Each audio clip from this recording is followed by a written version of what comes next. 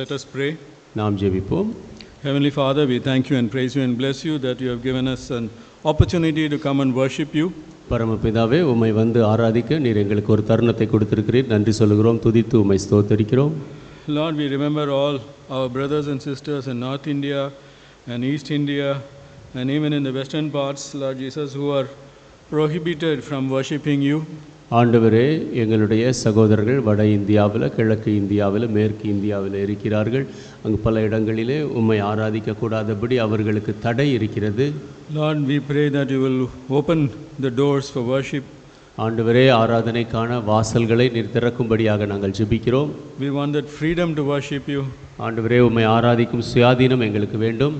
Even now as we meditate on this word, இப்பொழுதும் உம்முடைய வார்த்தையை நாங்கள் தியானிக்கும் போது, let the words of my mouth and the meditations of all our hearts be acceptable in your sight. என்னுடைய வாயின் வார்த்தையும் இருதயத்தின் தியானமும் உம்முடைய பார்வையில் ஏற்றுக்கொள்ளப்படட்டும். In the mighty name of Jesus Christ I pray. Amen. இயேசு கிறிஸ்துவின் வல்ல நாமத்தில் ஜெபிக்கிறேன். ஆமென்.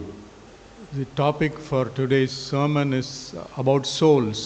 இன்றைய பிரசங்கத்திற்கான தலைப்பு ஆத்துமாக்களை குறித்தது. What is the status of our soul? நம்முடைய ஆத்துமாவின் நிலைமை என்ன? We are all familiar with the words body, soul and spirit. சரீரம், ஆவி, ஆத்துமா, இது நம் அனைவருக்கும் நன்றாக தெரியும். We are quite familiar with the body and we are even quite familiar with the spirit. சரீரத்தை குறித்தும் நம்முடைய ஆவியை குறித்தும் மிகவும் நன்றாக அறிந்திருக்கலாம். But about the soul we have not done much. ஆனால் ஆத்துமாவை குறித்து நாம் அதிகமாக அறியவில்லை. What is the soul? ஆத்துமா என்றால் என்ன? The soul is the personality of a person, his mind, his emotions and his own self-awareness. ஆத்துமா என்பது ஒரு நபருடைய ஆழ்தத்துவமாக இருக்கிறது. அவனுடைய மனது, அவனுடைய உணர்ச்சிகள், அவன் தன்னை குறித்து அறிந்திருக்கும் காரியம். It's the ability of that person to reason, to love, to hate and to choose right from wrong. ஒரு நபர் நேசிப்பதற்கு, பகைப்பதற்கு, சரி தவறை தெரிந்து கொள்ளுவதற்கு அவனுக்குள்ளாக இருக்கக்கூடிய திறமை அது. And at death, the soul is it is separable from the body. மரிக்கும் பொழுது இந்த ஆத்மாவானது சரீரத்தை விட்டு பிரிக்கப்படுகிறது. Whereas the spirit is that innermost part of a human being which basically transacts with God. ஆனால் ஆவி என்று சொல்லும் பொழுது அது ஒரு மனிதனுடைய உள்ளான ஒன்றாக இருக்கிறது. அது தேவனோடு சம்பாஷிக்கக்கூடியதாக, உரையாடக்கூடியதாக இருக்கிறது. God consciousness, தேவனை குறித்த உணர்வு. The way when we worship in spirit. நாம் ஆராதிக்கும் பொழுது ஆவியில் ஆராதிக்கிறோம். God is a spirit, we must worship him in spirit and in truth, it says the Bible. வேதம் சொல்லுகிறது தேவன் ஆவியாய் இருக்கிறார், நாம் ஆவியோடு உண்மையோடு அவரை ஆராதிக்க வேண்டும். The Bible very clearly says that these are all separate, distinct entities: soul, body, soul and spirit. வேதம் மிக தெளிவாக சொல்லுகிறது, சரீரம், ஆவி, ஆத்துமா இவைகள் எல்லாம் தனித்தனியானவைகள். And then the Bible says these three are separated by the word of God. இன்னும் வேதம் சொல்லுகிறது இவைகள் தேவனுடைய வார்த்தையினாலே பிரிக்கப்படுகிறது. Hebrews 4:12. எபிரேயர் 4:12. For the word of God is quick and powerful and sharper than any two-edged sword, piercing even to the dividing asunder of soul and spirit and of the joints and marrow, and is a discerner of the thoughts and intents of the heart. தேவனுடைய வார்த்தையானது ஜீவனும் வல்லமையும் உள்ளதாயும் இருபுறமும் கருக்குள்ள எந்த பட்டயத்திலும் கருக்கானதாயும் ஆத்துமாவையும் ஆவியையும் கணுக்களையும் ஊனையும் பிரிக்கத்தக்க உருவ குத்துகிறதாயும் இருதயத்தின் நினைவுகளையும் யோசனைகளையும் வகை அறிக்கிறதாயும் இருக்கிறது. The other day I was talking to my nephew. ஒரு நாள் நான் என்னுடைய அண்ணன் பையனோடு பேசிக்கொண்டிருந்தேன். And he was telling me that artificial intelligence, which is the latest rage amongst people today, அவன் எனக்கு சொன்னான், இன்றைக்கு மக்கள் மத்தியிலே மிகவும் அதிகமாக அறியப்படுகிற இந்த ஆர்டிஃபிஷியல் இன்டெலிஜென்ஸ் என்ற காரியம், they have a tool called the soul. அவர்கள் ஒரு கருவியை கொண்டிருக்கிறார்களாம், அதற்கு ஆத்மா என்று பெயர். Soul.md. அது soul.md என்று அழைக்கப்படுகிறது. I'm sure the young people, the technical wizards will understand this much better than I'm able to explain. நான் விவரிக்க கூடியதை காட்டிலும் அதிகமாக வாலிபர்கள் இதை குறித்து அறிந்தவர்கள் நிச்சயமாக உணர்வீர்கள் என்று நினைக்கிறேன். And you know, this artificial intelligence is invading into every sphere of our life and taking away jobs. இந்த ஆர்டிஃபிஷியல் இன்டெலிஜென்ஸ் என்று சொல்லக்கூடியது எல்லா நம்முடைய வாழ்க்கையின் காரியங்களிலும் ஊடுருவி சென்று வேலைகளை எல்லாம் எடுத்துக்கொள்கிறது. So they've created this particular tool, இந்த குறிப்பிட்ட அந்த கருவியை அவர்கள் உருவாக்கி இருக்கிறார்கள், which they call as a soul. அதை ஆத்துமா என்று அழைக்கிறார்கள். I don't know how they picked up the word called soul for this particular file. இந்த குறிப்பிட்ட பகுதிக்கு எப்படி அவர்கள் ஆத்துமா என்ற வார்த்தை தெரிந்தார்களோ தெரியவில்லை. It is called as the digital constitution. அது இந்த டிஜிட்டல் கான்ஸ்டிடியூஷன் என்று அழைக்கப்படுகிறது. So whenever somebody gives any work to the AI, whatever AI things which we have, the ChatGPT or the Google Gemini, this particular whatever request we give, it goes into the soul file. இந்த AI கோயில் என்றால் Google Gemini கோயில் என்றால் chat GPT கோயில், நீங்கள் எந்த ஒரு கட்டளை கொடுத்தாலும் முதலாவது இந்த குறிப்பிட்ட ஆத்மா என்ற அந்த டூலுக்குள்ளாகத்தான் செல்லுமா. And the AI describes it very clearly. இதை தெளிவாக அந்த ஆர்டிஃபிஷியல் இன்டெலிஜென்ஸ் விவரிக்கிறது. Whenever we decide something, நாம் ஏதாவது தீர்மானித்தால், there is something which is there in our minds from our past experiences, from our past learnings, and that is there at the back of our mind. நம்முடைய கடந்த கால அனுபவத்திலிருந்து, கடந்த காலத்தில் நாம் கற்றுக்கொண்டதிலிருந்து ஏதோ ஒன்று நம்முடைய மனதிலே இருந்து கொண்டு இருக்கிறது. And then immediately it goes back and says, oh, if I have to buy this, what happened when I last bought it, what happened to that product, and immediately it correlates, and then the decision is made. நான் எதையாவது வாங்க வேண்டும் என்றால் உடனடியாக கடந்த முறை நான் எப்படி வாங்கினேன், என்ன மாதிரி வாங்கினேன் என்றெல்லாம் அதோடு ஒப்பிட்டு பார்த்து தீர்மானம் எடுக்க உதவுகிறது. But when it comes to the AI, they've created a separate thing which is basically storing whatever we have done earlier to go and refer. ஆனால் இந்த ஆர்டிஃபிஷியல் இன்டெலிஜென்ஸுக்கு வரும் பொழுது நாம் முன்பு என்னவெல்லாம் செய்தோமோ அவையெல்லாம் பிற்காலத்திலே பார்க்கத்தக்கதாக, அறிந்து கொள்ளத்தக்கதாக அது ஸ்டோர் செய்யப்பட்டு வைக்கப்படுகிறது. So just like the human mind, it goes, whenever we give a request, that request goes immediately to the soul of the AI, connects with it, and then tells, this is what you had done earlier, this is what you decided earlier, and this is what it is now. மனித மனதை போன்றதுதான். நீங்கள் ஒரு கட்டளையை கொடுக்கும் பொழுது உடனடியாக அந்த ஏஐயில் இருக்கக்கூடிய அந்த சோல் என்ற அந்த இதற்கு அந்த கருவிக்குள்ளாக சென்று அது இப்படியாக பதில் தருகிறது. நீங்கள் போன முறை இதைத்தான் செய்தீர்கள், இப்படித்தான் செய்தீர்கள், இந்த மாதிரி தான் செய்தீர்கள் என்று. Soon we are all going to talk about this soul because the AI is invading everyone's life. இந்த ஆர்டிஃபிஷியல் இன்டெலிஜென்ஸ் எல்லாருடைய ஜீவியத்தையும் ஆக்கிரமித்து வருகிறது. ஆகவே நாம் சீக்கிரத்திலே இந்த ஆத்மாவை குறித்து பேச இருக்கிறோம். Earlier when I spoke here, I said that today we are controlling apps and tomorrow the apps will control us. முன்பு நான் இங்கு பேசிய பொழுது நான் சொன்னேன், இன்றைக்கு இந்த மொபைல் மற்றும் ஃபோனில் வரக்கூடிய ஆப்ஸுகள் நாம் கட்டுப்படுத்துகிறோம், பிற்காலத்தில் அவைகள் நம்மை கட்டுப்படுத்தும் என்றேன். So we'll be talking about the soul, but not of the soul which God has given us, but what the AI is giving us. நாம் ஆத்மாவை குறித்து பேசுவோம், ஆனால் தேவன் நமக்கு கொடுத்த ஆத்மாவை அல்ல, இந்த ஏஐ கொடுக்கிற ஆத்மாவை குறித்து தான் பிற்காலத்தில் பேசுவோம். So what about the soul which God has given us? ஆனால் தேவன் நமக்கு கொடுத்த ஆத்மாவை குறித்து என்ன? Do we ponder about our souls?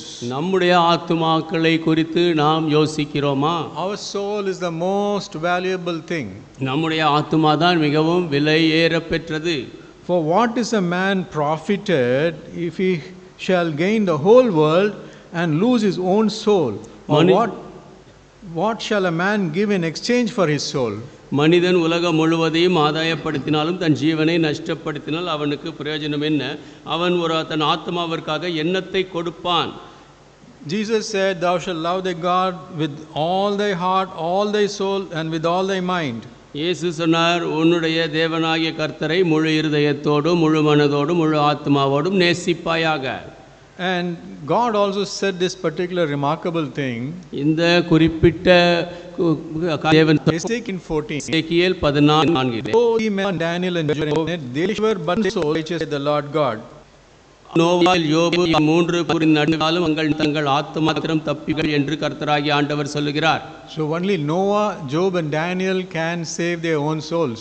Noah, தானியேல், யோபு மாத்திரமே தங்கள் ஆத்துமாக்களை தப்பித்துக் கொள்ள முடியும். For the rest of us, we need to come to Jesus Christ. மற்றவர்கள் நாம் இயேசு கிறிஸ்துவண்டை வர வேண்டும். What is God's work concerning our souls? நம்முடைய ஆத்துமாவை குறித்த மட்டிலே தேவனுடைய வார்த்தை என்ன?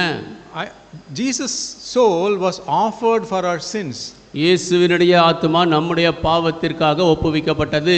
Isaiah 53:10 it says, yet it pleased the Lord to bruise him, he had put him to grief, when thou shalt make his soul an offering for sin. ஏசாயா 53:10 சொல்லுகிறது, அவருடைய ஆத்துமா தன்னை குற்ற நிவாரண பலியாக ஒப்பு கொடுக்கும்போது அவர் தமது சந்ததியை கண்டு நீடித்த நாளாய் இருப்பார். And verse 12 says, he had poured out his soul unto death. 12ஆம் வசனம் சொல்லுகிறது, அவர் தம்முடைய ஆத்துமாவை மரணத்தில் ஊற்றினார். So first point is Jesus' soul was offered for our sins. முதலாவது காரியம், இயேசுவினுடைய ஆத்துமா நம்முடைய பாவத்திற்காக பலியாக கொடுக்கப்பட்டது. Secondly, the law of the Lord converts the soul. இரண்டாவது, கர்த்தருடைய பிரமாணம் இந்த ஆத்துமாவை மாற்றுகிறது. Psalm 19:7 says this. சங்கீதம் 19:7 இதை சொல்லுகிறது. The law of the Lord is perfect, converting the soul. The testimony of the Lord is sure, making wise the simple. கர்த்தருடைய வேதம் குறைவற்றதும் ஆத்துமாவை உயிர்ப்பிக்கிறதுமாய் இருக்கிறது. கர்த்தருடைய சாட்சி சத்தியமும் பேதையை ஞானியாக்குகிறதுமாய் இருக்கிறது. And we know the word of God, which is embodied in the Bible, that only converts our soul. தேவனுடைய வார்த்தை வேதாகமத்திலே இருப்பது நமக்கு தெரியும், அதுவே நம்முடைய ஆத்துமாவை மாற்றும். And we get the assurance of salvation through the word of God. தேவனுடைய வார்த்தையின் மூலமாக ரட்சிப்பின் நிச்சயத்தை நாம் பெறுகிறோம். Thirdly, the Lord restores our soul. மூன்றாவதாக ஆண்டவர் நம்முடைய ஆத்துமாவை மீட்கிறார். Psalm 23:3 says this, he restoreth my soul. சங்கீதம் 23:3 சொல்லுகிறது, அவர் என் ஆத்துமாவை தேற்றுகிறார். In a shepherd's context, sometimes the sheep, they're so foolish and they're so dumb. They go and fall down backwards. ஒரு மேய்ப்பனை பார்த்தீர்கள் என்றால் சில நேரங்களிலே ஆடுகள் மிகவும் புத்தியீனமாக அவைகள் போய் அப்படியே பின்னாக விழுந்துவிடும். And when they fall down backward, they do not know how to get up. They just stuck like that. அவைகள் பின்னாக விழுந்து விட்டால் அப்படியே கிடக்கும், எப்படி எழுந்திருக்க வேண்டும் என்று தெரியாது. And it's for the shepherd to go and help the feet on its feet. மேய்ப்பனே அது கால்களிலே நிற்கும்படியாக தூக்கிவிட வேண்டும். That's what God does. When we fall back and we do not know how to get up, God comes and restores us to our feet. நாம் பின்வாங்கி போகும் பொழுது எப்படி எழும்ப வேண்டும் என்று நமக்கு தெரிவதில்லை. தேவன் தாமே வந்து நாம் நம்முடைய கால்களில் நிற்கும்படியாக நம்மை தூக்கி எடுக்கிறார். And then the balance part of the verse, it says, he leadeth me in the paths of righteousness for his name's sake. அந்த வசனத்தின் பின்பகுதி சொல்லுகிறது, தம்முடைய நாமத்தின் நிமித்தம் என்னை நீதியின் பாதைகளில் நடத்துகிறார். God not only restores us but also makes us to go on the pathway of righteousness.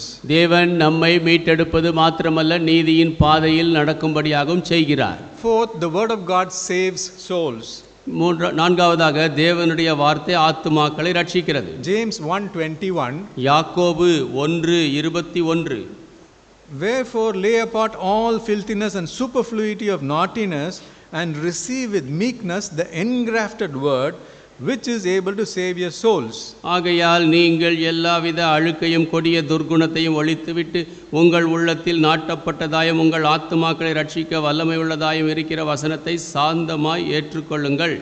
See, God's word is not just there to sit somewhere in our head as some kind of knowledge.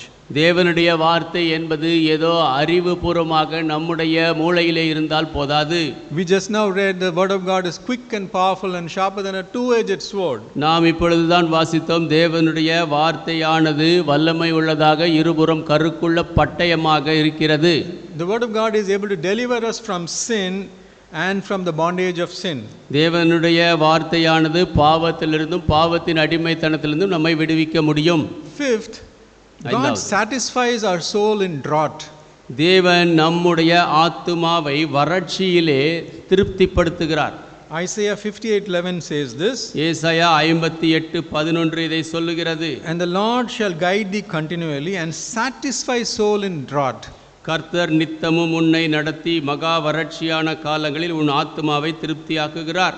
There will be seasons of drought in a believer's life. ஒரு விசுவாசியின் ஜீவியத்திலே வறட்சியான காலங்கள் இருக்கும். Please remember Ecclesiastes 3rd chapter.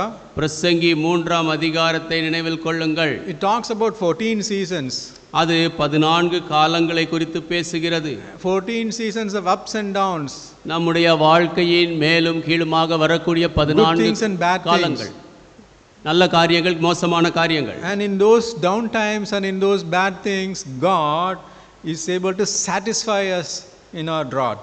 அப்படி மோசமான நேரங்களில் நாம் மிகவும் கீழாக இருக்கக்கூடிய நேரங்களில் நம்முடைய வறட்சியிலே தேவன் நம்மை திருப்திப்படுத்த முடியும். And sixth, it talks about Lord comforts and delights, Lord's comforts delights our souls. ஆறாவதாக தேவன் நம்முடைய ஆத்துமாவை தேற்றுகிறார், அதை மகிழ்ச்சி அடையச் செய்கிறார். Psalm 94:19 says this. சங்கீதம் 94:19 இதை சொல்லுகிறது. In the multitude of my thoughts within me, thy comforts delight my soul. என் உள்ளத்தில் விசாரங்கள் பெருகுகையில் உம்முடைய ஆறுதல்கள் என் ஆத்துமாவை தேற்றுகிறது. The multitude means our thoughts are full of anxiety, tension, worry, stress. பெருகுதல் என்று சொல்லும் பொழுது நம்முடைய யோசனைகள் மிகவும் அதிக ஏக்கத்தோடு, பயத்தோடு, மற்ற காரியங்களை கொண்டதாக இருக்கிறது. In the midst of all this, God delights our soul. இவைகளின் மத்தியிலே தேவன் நம்முடைய ஆத்துமாவை மகிழ்ச்சி அடையச் செய்கிறார். Delight means what? Delight means to soothe ourselves, to bring joy. மகிழ்ச்சி என்று சொல்லும் பொழுது நமக்கு சந்தோஷம் வரும்படியாக நம்மை ஆறுதல் படுத்தி தேற்றுவது. So these are the 6 things which God does for our souls.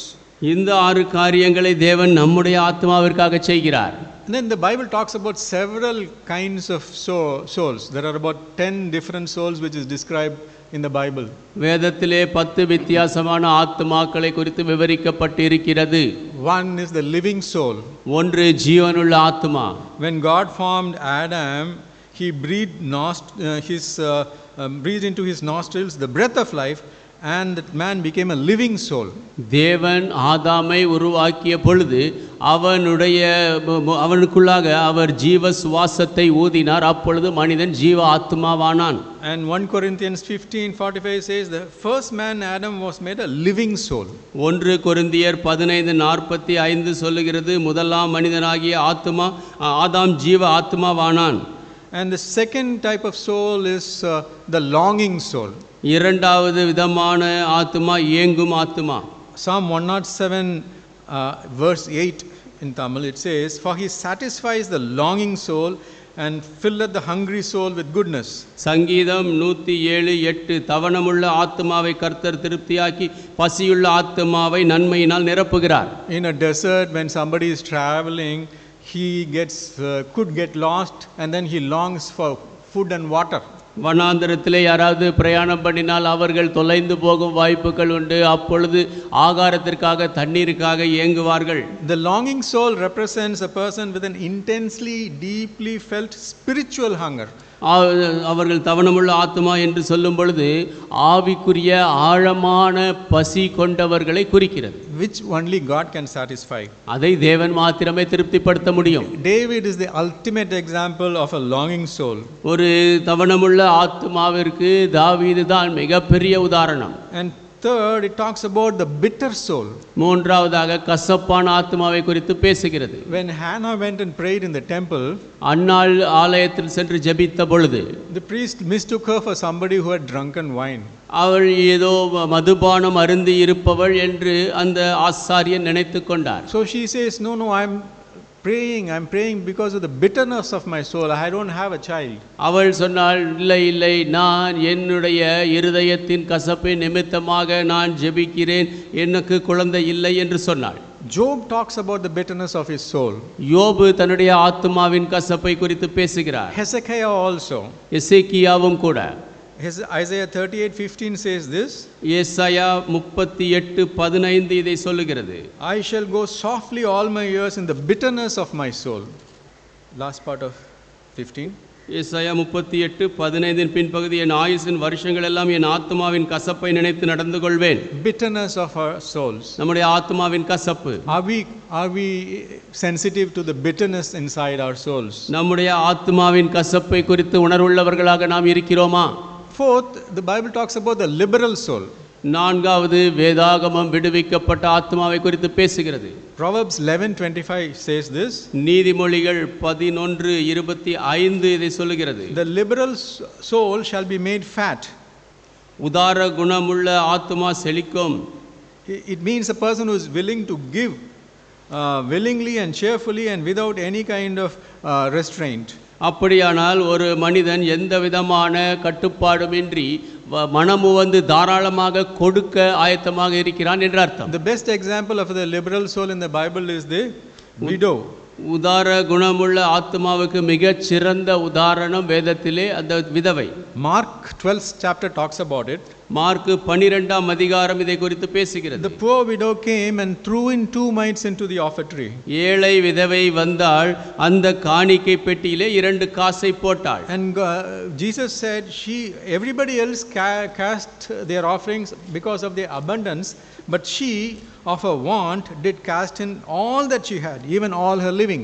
இயேசு சொன்னார், மற்றவர்கள் அனைவரும் அவர்களுக்கு இருந்ததிலிருந்து கொடுத்தார்கள், ஆனால் இவளுக்கு உரியதையே கொடுத்து விட்டாள், அவள் ஜீவனத்துக்கென்று இருந்ததே கொடுத்து விட்டாள் என்றார். She had no abundance, அவளுக்கு அதிகமாக ஒன்றுமில்லை, but she had an abundant liberal soul. ஆனால் அவள் அபரிதமான உதார குணமுள்ள ஆத்மாவை கொண்டிருந்தாள். And we need to be a liberal soul. நாம் ஒரு உதார குணமுள்ள ஆத்மாவாக இருக்க வேண்டும். Generously helping others, giving to others when they are need. மற்றவர்கள் தேவையில் இருக்கும் பொழுது தாராளமாக அவர்களுக்கு கொடுப்பது. Next, the Bible talks about the idle soul. அடுத்ததாக வேதாகமம் சோம்பேறி ஆத்மாவை குறித்து பேசுகிறது. Same Proverbs 19:15th verse, it says, an idle soul shall suffer hunger. நீதிமொழிகள் 19:15 சொல்லுகிறது, சோம்பல் தூங்கி விழப்பண்ணும் அசதியானவன் பட்டினியாயிருப்பான். And this deep sleep is not a peaceful sleep. இந்த ஆழமான உறக்கம் சமாதானமான உறக்கம் அல்ல. It's a state of spiritual blindness and numbness. அது ஆவிக்குரிய மந்தத்தன்மையையும் ஆவிக்குரிய குருட்டுத்தன்மையும் குறிக்கிறது. What are the characteristics of an idle soul? ஒரு சோம்பேறியான ஆத்மாவின் குணாதிசயங்கள் என்ன? The idle soul makes excuses. இந்த சோம்பேறியான ஆத்மா சாக்கு சொல்லும். Proverbs 22:13 says this. நீதிமொழிகள் 22:13 இதை சொல்லுகிறது. The slothful man says, there is a lion without, and if I go into the street I shall be slain. வெளியிலே சிங்கம் வீதியிலே கொலையுண்பேன் என்று சோம்பேறி சொல்லுவான். This idle soul invents excuses to avoid work. இந்த சோம்பேறி ஆத்மா வேலையை தவிர்ப்பதற்கு சாக்குகளை கண்டுபிடிக்கும். Secondly, the idle soul starts but never finishes. இரண்டாவது, இந்த சோம்பேறி ஆத்மா ஆரம்பிக்குமானால் ஒருபோதும் முடிக்காது. Proverbs 12:27 says this. நீதிமொழிகள் 12:27 இதை சொல்லுகிறது. The slothful man roasteth not that which he took in hunting. சோம்பேறி தான் வேட்டையாடி பிடித்ததை சமைப்பதில்லை. This person has gone to hunt food and has brought that hunted food. இந்த நபர் உணவை வேட்டையாடி எடுக்கும்படியாக போனார், வேட்டையாடி கொண்டு வந்தார். But he is too lazy to cook it. ஆனால் அதை சமைப்பதற்கோ சோம்பேறியாக இருந்தான். So a person starts a good thing but he is never able to complete it. ஒரு நபர் நல்ல காரியத்தை ஆரம்பிக்க முடிகிறது, ஆனால் முடிக்க முடியவில்லை. He is not willing to complete it. அவனுக்கு விருப்பமில்லை. That's a characteristic of an idle soul. அதுதான் ஒரு சோம்பேறி ஆத்மாவின் குணாதிசயம். And thirdly, the idle soul, it keeps trapped in routine.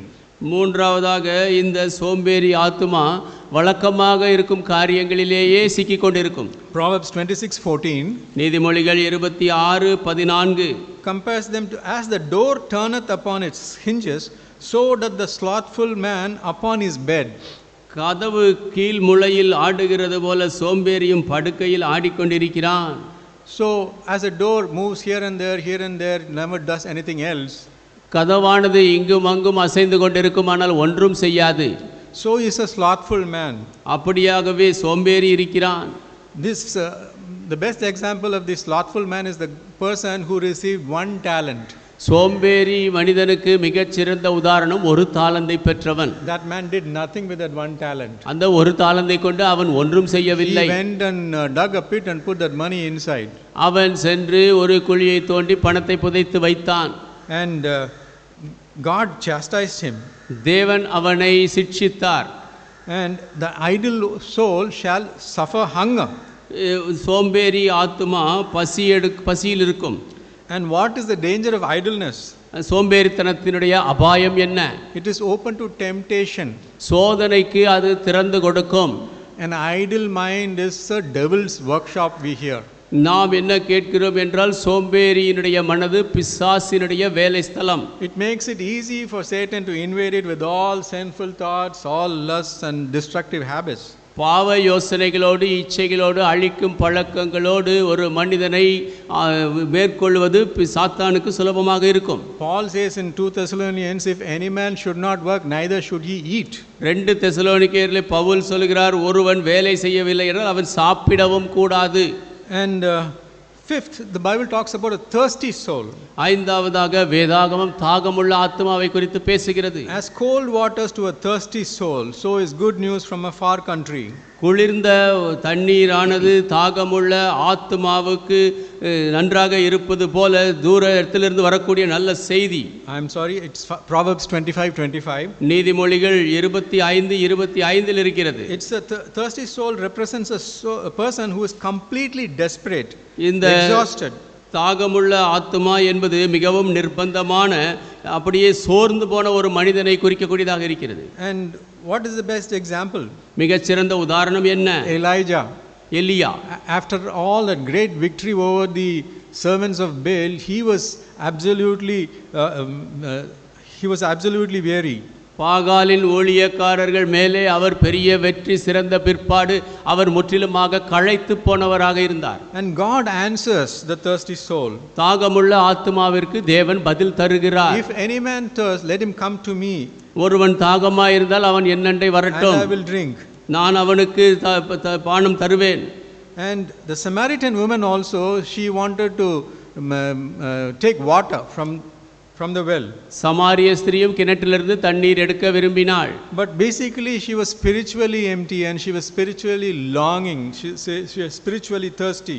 ஆனால் அடிப்படையிலே அவள் ஆவிக்குரிய ரீதியிலே வெறுமையாக இருந்தால், ஏங்கிக் கொண்டிருந்தாள், ஆவிக்குரிய தாகம் கொண்டவளாக இருந்தாள். So John 4:14, யோவான் 4:14, Jesus tells her, but whosoever drinketh the water that I shall give him shall never thirst. இயேசு அவளுக்கு சொன்னார், நான் கொடுக்கும் தண்ணீரை குடிக்கிறவனுக்கு ஒரு காலம் தாகம் உண்டாகாது.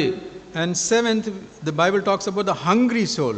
ஏழாவது வேதாகமம் பசியுள்ள ஆத்மாவை குறித்தும் பேசுகிறது. Proverbs 27:7. நீதிமொழிகள் 27:7. But to the hungry soul everything bitter is sweet. பசியுள்ளவனுக்கோ கசப்பான பதார்த்தங்களும் தித்திப்பாயிருக்கும். See, when a person is spiritually very full of themselves, ஒரு நபர் ஆவிக்குரிய ரீதியிலே நிறைந்திருந்தால், filled with their own pride, filled with their own entertainment, they loathe the things which are said of God. அவன் பெருமையிலும் தன்னுடைய சொந்த பொழுதுபோக்கிலும் நிறைந்தவனாக இருப்பான் என்றால் அவனுக்கு தேவனுடைய காரியங்களை அவன் விரும்ப மாட்டான். They'll find every sermon totally uninteresting. எல்லா பிரசங்கமும் அவனுக்கு விருப்பமில்லாததாக தெரியும். And they will find that anything, all the singing and the worship, everything is not is totally uninteresting. பாடல் ஆராதனை எல்லாமே விருப்பமில்லாமல் தோன்றும். For they know it all. எல்லாம் அவனுக்கு தெரியும். But then, there are people who are hungry. ஆனால் சில மக்கள் பசியோடு இருக்கிறார்கள். These are the people who are of a broken and a contrite heart. இவைகள் நொறுங்குண்ட இருதயம் கொண்டவர்கள். They look for every single small new thing which is there in the Bible or which is there revealed in any kind of sermon, and they grab it. வேதத்திலே இருக்கக்கூடிய எந்த விதமான எளிமையான சின்ன காரியங்களாக இருந்தாலும் அதை பார்க்கிறார்கள், பிரசங்கத்திலே கேட்டாலும் அதை அப்படியே பற்றி கொள்கிறார்கள். So they are the hungry souls. அவர்கள் தான் பசியுள்ள ஆத்துமாக்கள். And then the Bible talks about the weary soul. வேதாகமம் தளர்ந்து போன ஆத்துமாவை குறித்தும் பேசுகிறது. Jeremiah 31:25. Jeremiah 31:25. I have satiated the weary soul, and I have replenished the sorrowful soul. நான் ஆத்துமா சம்பூரணம் அடைய தோய்ந்த எல்லாவையும் He was in love with this weary soul. நவோமியாம் She went out full like empty. அவள் நான் முழுமையாக சென்றேன், வெறுமையாக திரும்பி வந்திருக்கிறேன். But what did God do? ஆனால் தேவன் என்ன செய்தார்? He gave her an excellent daughter-in-law. அவளுக்கு தேவன் அருமையான மருமகளை கொடுத்தாள். And ரூத்தை she கொடுத்தார். provided her with food. அவளுக்கு ஆகாரத்தை ரூத் கொடுத்தாள். And then she got married to Boaz. பிற்பாடு போவாசுக்கு அவள் திருமணமாக செய்யப்பட்டாள். And from which lineage Jesus Christ was born. அந்த சந்ததியிலிருந்து இயேசு கிறிஸ்து பிறந்தார்.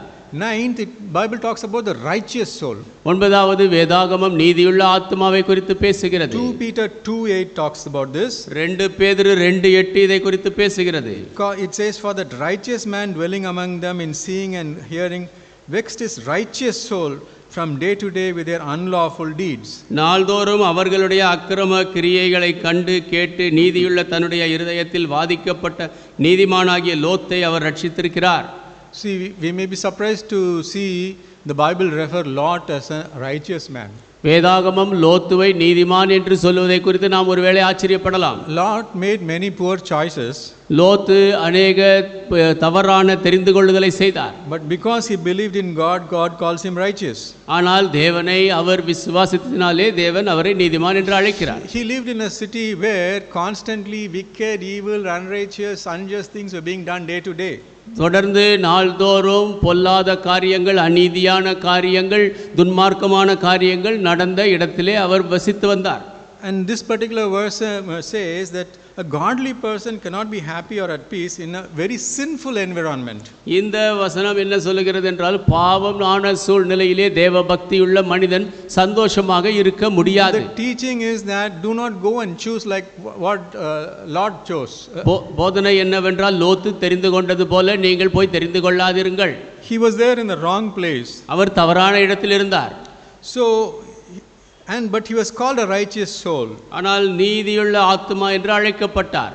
We just saw in the Bible that only 3 people can be saved by their own souls: Noah, Job and Daniel. வேதாகமத்திலே இப்பொழுது நாம் பார்த்தோம், நோவா, யோபு, தானியேல், இந்த 3 பேர் தான் தங்கள் ஆத்துமாவினாலே மீட்கப்பட முடியும் என்று. Lastly, the 10th soul is that unstable soul. கடைசியாக 10வது ஸ்திரமில்லாத ஒரு ஆத்துமா. 2 Peter 2:14 says this. 2 பேதுரு 2:14 இதை சொல்லுகிறது. It talks about false prophets. அது பொய் தீர்க்கதரிசிகளை குறித்து பேசுகிறது. Having eyes full of adultery that cannot cease from sin, beguiling unstable souls. விபச்சார மயக்கத்தால் நிறைந்தவைகளும் பாவத்தை விட்டு ஓயாதவைகளுமாயிருக்கிற கண்களை உடையவர்கள், உறுதியில்லாத ஆத்துமாக்கள். Beguiling means what? It means trapping and deceiving and catching them. இது பாவத்தை விட்டு இது என்ன என்றால் அவர்களை அப்படியே இந்த காரியங்களிலே பிடிப்பது.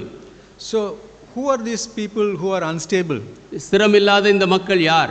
They are not people who have a strong faith. அவர்கள் உறுதியான விசுவாசம் இல்லாத மக்கள். They are tossed to and fro from different doctrines. அவர்கள் பல கொள்கைகளினாலே இங்கும் அங்கும் அலைக்கழிக்கப்படுகிறார்கள். Ephesians 4:14 says this. எபேசியர் 4:14 இதை சொல்லுகிறது. That we henceforth be no more children, tossed to and fro and carried about with every wind of doctrine, by the sleight of men and cunning craftiness, whereby they light in way to deceive. நாம் இனி குழந்தைகளாயிராமல் மனுஷருடைய சூதும் வஞ்சிக்கிறதற்கு ஏதுவான தந்திரமுள்ள போதகமாகிய பலவித காற்றினாலே அலைகளைப் போல அடிபட்டு அலைகிறவர்களாயிராமல். So the unstable soul is vulnerable to be deceived by false prophets. உறுதி இல்லாத ஆத்துமா பொய் தீர்க்கதரிசிகளாலே வஞ்சிக்கப்பட சாத்தியமுள்ளதாக இருக்கிறது. Peter warns that corrupt leaders target these unstable souls. பேதுரு எச்சரிக்கிறார், இப்படியாக கெட்டுப்போன தலைவர்கள் உறுதியில்லாத ஆத்துமாக்களை தாக்குகிறார்கள். Because stable believers, they will see through these false teachers and they will know that this person is not a genuine person. ஏனென்றால் உறுதியான விசுவாசிகளோ இந்த போலியான நபரை அவர்கள் கண்டு கொண்டு இவருடைய காரியங்களில் நேர்மை இல்லை என்று அறிவார்கள். should anybody call us an unstable soul? யாராவது நம்மை உறுதியில்லாத ஆத்துமா என்று சொல்கிறார்களா? So those were the 10 different souls which we saw. நாம் பார்த்த 10 வித்தியாசமான ஆத்துமாக்கள் இவைகள். What does the Bible instruct us to handle and how to keep our souls? வேதாகமம் நாம் எப்படி கையாள வேண்டும், ஆத்துமாக்களை காத்துக்கொள்ள வேண்டும் என்று சொல்லுகிறது. One, the Bible says keep your soul diligently. ஒன்று, வேதாகமம் சொல்லுகிறது உங்களுடைய ஆத்துமாவை கருத்தாக காத்துக்கொள்ளுங்கள். Deuteronomy 4:10, உபாகமம் 4:10, only take heed to thyself and keep thy soul diligently, lest thou forget the things which thine eyes have seen, and lest they depart from thy heart all the days of thy life, but teach them thy sons and thy sons' sons. உபாகமம் 4:10, உன் கண்கள் கண்ட காரியங்களை நீ மறவாத படிக்கும், உன் ஜீவனுள்ள நாளெல்லாம் அவைகள் உன் இருதயத்தை விட்டு நீங்காத படிக்கும், நீ எச்சரிக்கையாயிருந்து உன் ஆத்துமாவை ஜாக்கிரதையாய் காத்துக்கொள், அவைகளை உன் பிள்ளைகளுக்கும் உன் பிள்ளைகளின் பிள்ளைகளுக்குமே அறிவிக்க கடவாய். See, Bible says God has not given us a spirit of fear, but of power and love and a sound mind. வேதம் சொல்லுகிறது தேவன் நமக்கு பயத்தின் ஆவியை கொடாமல் ஸ்திரமுள்ள தைரியமுள்ள ஆவியை நமக்கு கொடுத்திருக்கிறார். So using that sound mind, we need to keep our soul diligently. அந்த உறுதியான மனதை கொண்டு நம்முடைய ஆத்துமாவை நாம் உறுதியாக காத்துக்கொள்ள வேண்டும். Secondly, we are asked to seek God with all our souls. இரண்டாவது, நாம் முழு ஆத்துமாவோடு தேவனை தேட வேண்டும் என்று சொல்லப்படுகிறது. Same Deuteronomy 4:29, it says, but if from thence thou shalt seek the Lord thy God, thou shalt find him, if thou seek him with all thy heart and with all thy soul. உபாகமம் 4:29 சொல்லுகிறது, அப்பொழுது அங்கே இருந்து உன் தேவனாகிய கர்த்தரை தேடுவாய், உன் முழு இருதயத்தோடும் உன் முழு ஆத்மாவோடும் அவரை தேடும்போது அவரை கண்டடைவாய். And we are called to love God with all our souls. முழு ஆத்மாவோடு தேவனை நேசிக்க சொல்லப்படுகிறது. How do we protect our souls? ஆத்மாவை எப்படி பாதுகாப்பது? 1 Peter 2:11 says this. 1 பேதுரு 2:11 இதை சொல்லுகிறது. Abstain from fleshly lusts which war against the soul. Second part of 1 Peter 2:11. 1 பேதுரு 2:11, நீங்கள் ஆத்மாவுக்கு விரோதமாய் போர் செய்கிற மாம்ச இச்சைகளை விட்டு விலகுங்கள். We need to be constantly aware of the fleshly lusts which are basically driving us. நம்மை உந்தி தள்ளுகிற மாம்ச இச்சைகளை குறித்து நாம் உணர்வுள்ளவர்களாக ஜாக்கிரதையாக இருக்க வேண்டும். They basically war against our soul. அவைகள் நம் ஆத்மாவுக்கு எதிராக போர் செய்கிறது. Secondly, the Bible says flee adultery. இரண்டாவதாக வேதாகமம் சொல்கிறது விபச்சாரத்திற்கு விலகி ஓடுங்கள். Proverbs 6:32 says this. நீதிமொழிகள் 6:32 இதை சொல்லுகிறது. Whosoever committeth adultery with a woman lacks understanding, but he that do it destroys his own soul. ஸ்திரீயுடனே விபச்சாரம் பண்ணுகிறவன் மதிகெட்டவன், அப்படி செய்கிறவன் தன் ஆத்மாவை கெடுத்து போடுகிறான். And third, we are called not to commit sin. மூன்றாவது, நாம் பாவம் செய்யக்கூடாது என்று அழைக்கப்பட்டிருக்கிறோம். Sin wrongs the soul. பாவமானது ஆத்மாவை கெடுக்கும். Proverbs 8:36 says this. நீதிமொழிகள் 8:36 சொல்லுகிறது, He that sinneth against me wrongeth his own soul. எனக்கு விரோதமாய் பாவம் செய்கிறவன் தன் ஆத்மாவை சேதப்படுத்துகிறான். And fourth, we are called to be careful about what we ask. நாம் என்ன கேட்கிறோமோ அதில் நாம் ஜாக்கிரதையாக இருக்க வேண்டும் என்று நான்காவதாக சொல்லப்படுகிறது. We need to be careful about what we ask God. தேவனிடத்தில் நாம் என்ன கேட்கிறோம் என்பதில் ஜாக்கிரதையாக இருக்க வேண்டும். Psalm 106:15 is an important verse. சங்கீதம் 106:15 முக்கியமான வசனம். And he gave them the request but sent leanness into their soul. அவர்கள் கேட்டதை அவர்களுக்கு கொடுத்தார், அவர்கள் ஆத்துமாக்களிலோ இளைப்பை அனுப்பினார். Bible says elsewhere, you have not because you ask not, and you have not because you ask amiss. வேறு இடத்திலே வேதம் சொல்லுகிறது, நீங்கள் கொள்ளவில்லை ஏனென்றால் நீங்கள் கேட்கவில்லை, நீங்கள் தவறானபடி கேட்டதினாலே பெற்றுக்கொள்ளவில்லை என்று சொல்லுகிறது. Bible says if you ask anything according to his will, he will give it to us. வேதம் சொல்லுகிறது அவருடைய சித்தத்தின் பிரகாரம் நீங்கள் எதையாவது கேட்டால் அவர் உங்களுக்கு தருவார். But if you keep on asking something which is not according to God's will, தேவ சித்தம் இல்லாதபடி நீங்கள் எதையாவது தொடர்ந்து கேட்டுக்கொண்டிருந்தால், because God is a good God, தேவன் நல்ல தேவன் என்பதினாலே, and he will give it, அவர் கொடுப்பார். and the minute we receive it, we will lose all the enthusiasm, all the peace, joy, happiness which we thought we will have. நாம் அதை பெற்றுக்கொண்ட அந்த நேரத்திலேயே நாம் கொண்டிருந்த சந்தோஷம், சமாதானம் எல்லாவற்றையும் நாம் இழந்து போவோம். The Israelites were longing for food. இஸ்ரவேலர்கள் ஆகாரத்திற்காக ஏங்கினார்கள். They, oh, that in Egypt we had this food, that food, எகிப்திலே இந்த உணவு அந்த உணவு இருந்தது என்று சொன்னார்கள். When God gave them manna, they said, no, we don't have any non-vegetarian food. தேவன் மன்னாவை கொடுத்த பொழுது எங்களுக்கு மாம்ச உணவு இல்லை என்று சொன்னார்கள். And when God gave them the quail to eat, தேவன் அவர்கள் சாப்பிடும்படியாக அந்த பறவையை கொடுத்தார். and they went and ate it like mad people. அவர்கள் அப்படியே பைத்தியக்காரர்கள் போல அதை எடுத்து சாப்பிட்டார்கள். They grabbed so much and ate. They took so much and ate. அது அதிகமாக எடுத்து சாப்பிட்டார்கள். And then what happened? என்ன நேரிட்டது? They got immediately dissatisfied. உடனடியாக திருப்தியற்று போனார்கள். So we need to be careful what we ask God. நாம் தேவனிடத்தில் என்ன கேட்கிறோம் என்பதில் ஜாக்கிரதையாக இருக்க வேண்டும். Fifth, we need to be patient and wait on the Lord. ஐந்தாவதாக நாம் பொறுமையாக தேவ சமூகத்தில் காத்திருக்க வேண்டும். In patience possess you your souls. பொறுமையானது உங்களுடைய ஆத்துமாவை பற்றி கொண்டிருக்கட்டும். Luke 21:19 says that. லூக்கா 21:19 இதை சொல்லுகிறது. In patience possess ye your souls. We are called to be patient and wait for God. உங்கள் பொறுமையினால் உங்கள் ஆத்துமாக்களை காத்துக்கொள்ளுங்கள். And sixth, we need to find rest for our souls. ஆறாவதாக நம்முடைய ஆத்துமாவுக்கு இளைப்பாறுதல் காண வேண்டும். And how do we find rest? எப்படி இளைப்பாறுதல் காண்பது? Jeremiah 6:16 says this.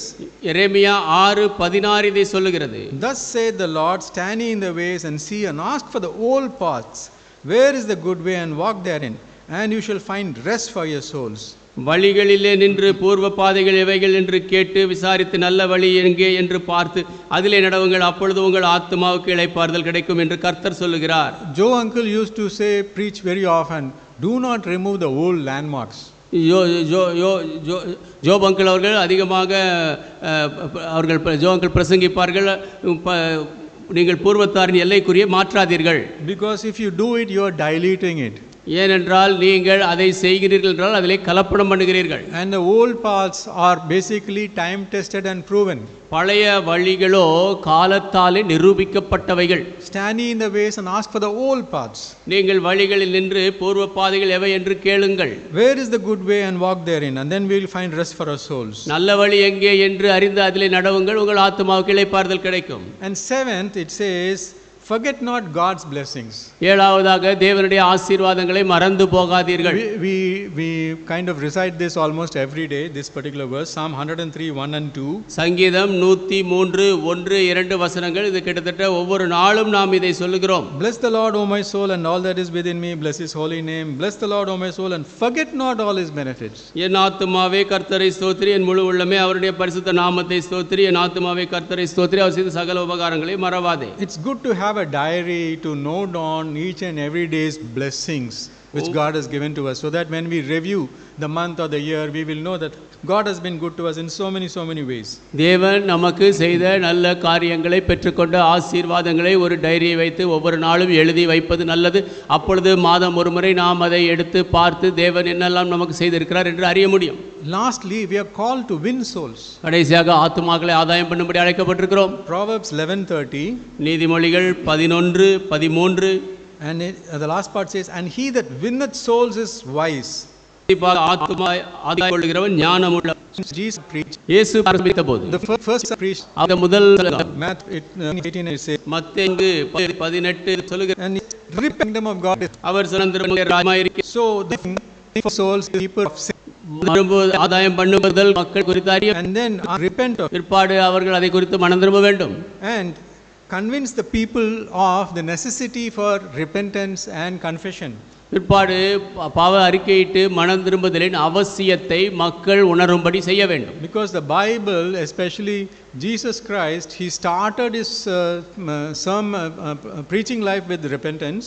வேதாகமத்திலே விசேஷமாக இயேசு கிறிஸ்து அவருடைய பிரசங்கத்தை மனம் திரும்புதலிலிருந்து ஆரம்பித்தார். And then lastly, when he was taken above, he said repentance and remission should be preached among all nations. அவர் பரத்துக்கு எடுத்துக்கொள்ளப்பட்ட பொழுது மனம் திரும்புதலை குறித்தும் பாவ மன்னிப்பை குறித்தும் எல்லா தேசத்தாருக்கும் பிரசங்கிக்கப்பட வேண்டும் என்று சொன்னார். And the last book which is written in the Bible, the book of Revelation, வேதாகமத்திலே எழுதப்பட்ட கடைசி புத்தகம் வெளிப்படுத்தின விசேஷம். in those letters to the various churches, பல சபைகளுக்கு எழுதப்பட்ட அந்த நிருபங்களில் repent is being repeated again and again. மனம் திரும்பு என்பது மறுபடியும் சொல்லப்பட்டிருக்கிறது. So but nowadays the word repentance has become a very unpopular unfavorable kind of a word. இந்த நாட்களிலே மனம் திரும்புதல் என்பது பிரபலமற்ற மக்கள் விரும்பாத வார்த்தையாக இருக்கிறது. So when you go and say repent and confess your sins, people might get offended. பாவத்தை அறிக்கையிட்டு மனம் திரும்ப என்று சொல்லும் பொழுது மக்கள் இடரலடையக்கூடும். At that time it is necessary for us to stay patiently, quietly, calmly and explain why it is so important. அந்த நேரத்திலே இது ஏன் மிகவும் முக்கியம் என்று நாம் சொல்லத்தக்கதாக அமைதியாக சாந்தமாக பொறுமையாக நாம் காத்திருப்பது நல்லது. And for that our own personal life should be an example. அதற்கு நம்முடைய சொந்த தனிப்பட்ட ஜீவியம் உதாரணமாக இருக்க வேண்டும். If our life is not an example and if you go and tell somebody repent, they will say that you are a hypocrite. நம்முடைய வாழ்க்கை உதாரணமாக இல்லாதபடி யாரையாவது பார்த்து மனம் திரும்ப என்று சொன்னால் அவர்கள் மனம் திரும்ப மாட்டார்கள், நீ மாய்மாலக்காரன் என்பார்கள். So our personal testimony is very important. நம்முடைய தனிப்பட்ட சாட்சி மிக முக்கியம். So we are called to win souls. ஆத்துமாவை ஆதாயம் பண்ணும்படி அழைக்கப்பட்டிருக்கிறோம். And then how do we win souls? எப்படி ஆத்துமாக்களை ஆதாயம் பண்ணுவது? We need to tell them about the love of God. ஆண்டவருடைய அன்பை குறித்து அவர்களுக்கு சொல்ல வேண்டும். For God so loved the world, தேவன் உலகத்தை அதிகமாக நேசித்தார். He sent His only begotten Son. ஒரே பேரான குமாரனை அனுப்பினார். And He who knew no sin, He died for our sins on the cross. பாவம் அறியாத அவர் நம்முடைய பாவத்திற்காக சிலுவையிலே மரித்தார். And He died and He was buried. அவர் மரித்து அடக்கம் பண்ணப்பட்டார். And then third day He rose again. மூன்றாம் நாள் உயிரோடு எழுந்தார். And is now seated on the right hand of God the Father. இப்பொழுது பிதாவாகிய தேவனுடைய வலது பார்சத்தில் வீற்றிருக்கிறார். And has promised us that He is building mansions for us in paradise. பரலோகத்திலே நமக்கு வாசஸ்தலங்கள் கட்டும்படி வாக்கு பண்ணி இருக்கிறார். And He'll come again to take us back. நம்மை மறுபடியும் எடுத்து செல்ல வருவார். And மேலும் so that the person who believes in God, who loves God, has an everlasting life. தேவனை நேசித்து அவரை விசுவாசிக்கிறவன் நித்திய ஜீவனை அடையும்படியாக இப்படி செய்வார். This is the gospel we should be able to explain to people who do not know Jesus, who do not know the Bible. இயேசுவை அறியாத வேதாகமத்தை அறியாத மக்களுக்கு இந்த சுவிசேஷத்தை நாம் விளக்கி சொல்லக்கூடியவர்களாக இருக்க வேண்டும். True witness delivers souls. உண்மையான சாட்சி ஆத்துமாக்களை விடுவிக்கும். So summing up today's sermon, இன்றைய பிரசங்கத்தின் முடிவாக we talked about the meaning of what is a soul. ஆத்துமா என்றால் என்ன என்ற அர்த்தத்தை குறித்து பார்த்தோம். We saw about what's God's work regarding our souls. நம்முடைய ஆத்துமாவை பொறுத்தமட்டில் தேவனுடைய கிரியை என்ன என்று பார்த்தோம். We talked about 10 different types of souls. 10 வித்தியாசமான ஆத்துமாக்களை குறித்து பார்த்தோம். We need to ask ourselves, am I a weary soul, or am I a longing soul, or am I a thirsty soul? நாம் நம்மையே கேட்டுக்கொள்ள வேண்டும், நாம் விடாய்த்த ஆத்துமாவாக இருக்கிறோமா, ஏங்கின ஆத்துமாவாக, தாகமுள்ள ஆத்துமாவாக இருக்கிறோமா? Are we an idle soul? Are we an unstable soul? நாம் சோம்பேறியான ஆத்துமாவாக இருக்கிறோமா, உறுதி இல்லாத ஆத்துமாவாக இருக்கிறோமா? And how do we protect our souls? நம்முடைய ஆத்துமாவை எப்படி நாம் பாதுகாப்பது? And we are called finally to win souls. கடைசியாக நாம் ஆத்துமாக்களை ஆதாயம் பண்ணும்படி அழைக்கப்பட்டிருக்கிறோம். Thou shalt not appear before thy Lord God empty, says Moses.